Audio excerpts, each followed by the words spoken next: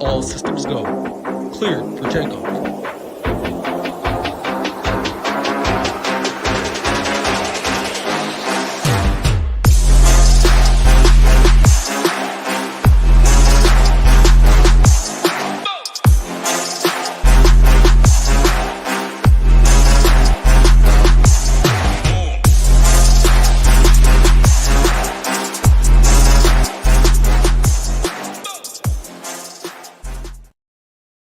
What's up, everybody? Big Marley 3 from SHIPIT Nation here to break down the Week 5 NFL afternoon slate for you guys.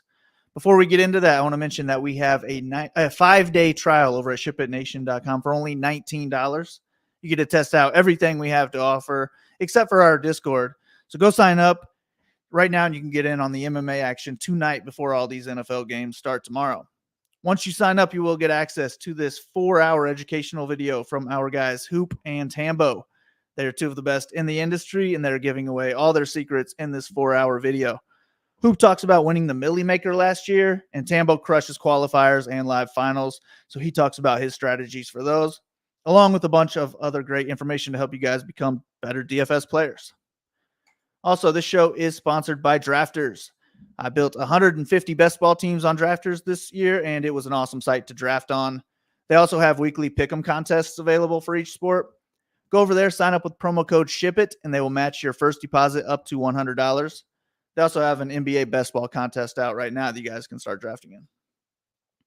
All right, let's get into this 4-game afternoon slate. The first game is going to be my least favorite game to target. The Bengals are 3-point road favorites here, and we have a game total of 44.5. Joe Burrow has looked really bad so far this season, averaging half of a touchdown and 182 passing yards per game. I really just don't trust him and his calf injury right now. And then we also have T. Higgins, who is questionable with a rib injury.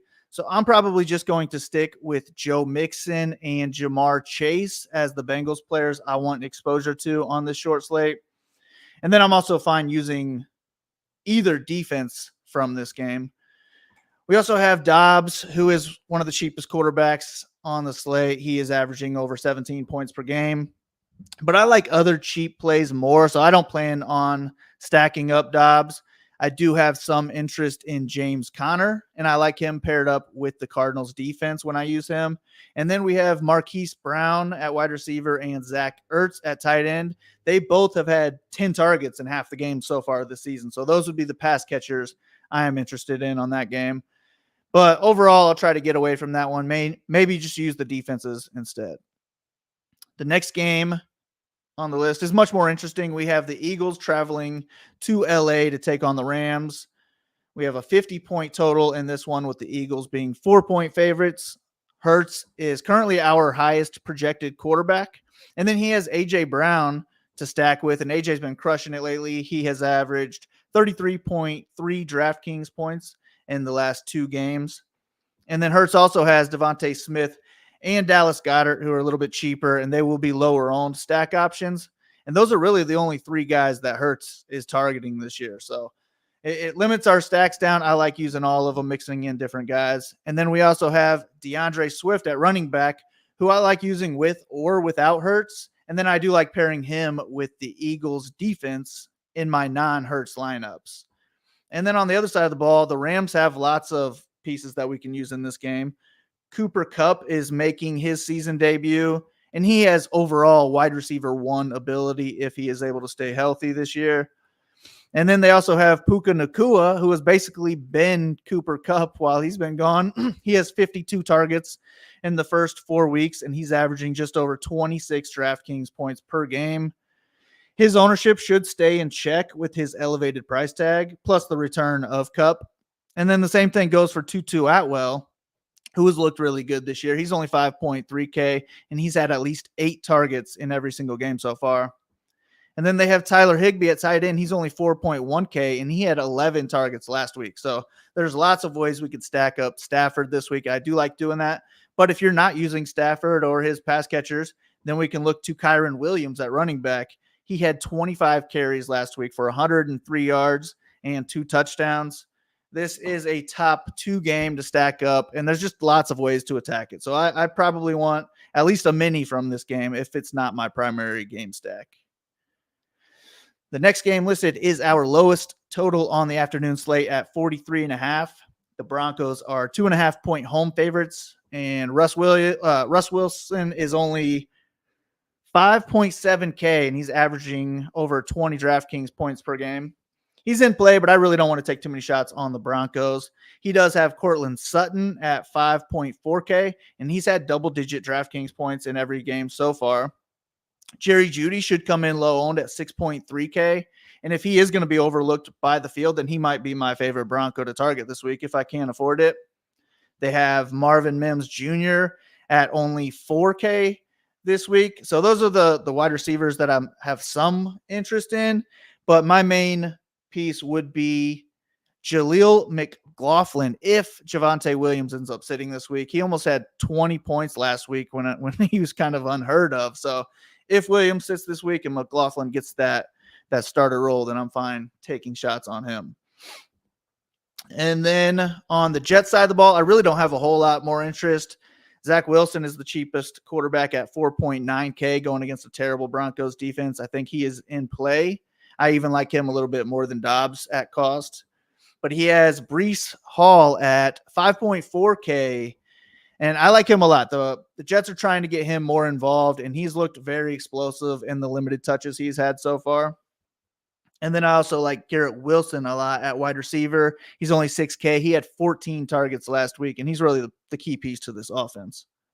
And then the cheapest tight end I'm interested in this week would be Tyler Conklin. He's only 3.2K, and he's had 17 targets in the last 3 weeks. So I don't hate going there. I'm fine putting Zach Wilson with any two of those guys as well if we want to stack him up. And then the final game on the slate is going to be my favorite and the field's favorite game to target with the highest total of the week at 53. The Chiefs are 3.5-point favorites with the highest team total on this short slate at 28.25. Mahomes to Kelsey will be the popular stack in this game, but I also like taking shots on really any of these cheap Kansas City wide receivers this week. We got Sky Moore at 4.4K, Kadarius Toney 4.3K, MVS 4.1K, and then Rashee Rice is only 3.6K.